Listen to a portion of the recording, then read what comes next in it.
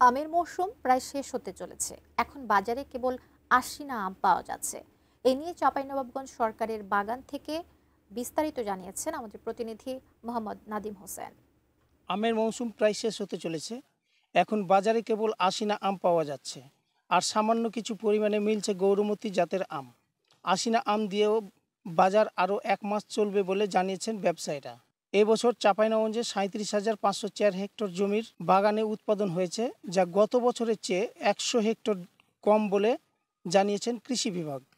আর উৎপাদন লক্ষ্যমাত্রা ছিল 3,86,500 হেক্টর টন। এবছর প্রায় 95% গাছে মুকুল আসলেও প্রাকৃতিক নানান কারণে আমের উৎপাদন কম হয়েছে। এক্ষেত্রে লক্ষ্যমাত্রা অনুযায়ী আম উৎপাদন হয়নি এবার। কৃষি বিভাগের কর্মকর্তারা বলেছেন, লক্ষ্যমাত্রার অর্জিত না হলেও লক্ষ্যমাত্রার খুব কাছাকাছি ছিল আমের উৎপাদন। সব মিলিয়ে চাষি ব্যবসায়ীদের হতাশ আর লোকসানের মধ্য দিয়ে এবার শেষ হতে যাচ্ছে আমের মৌসুম। আমার কাছে এই ছিল চাঁপাইনবাবগঞ্জ থেকে সর্বশেষ।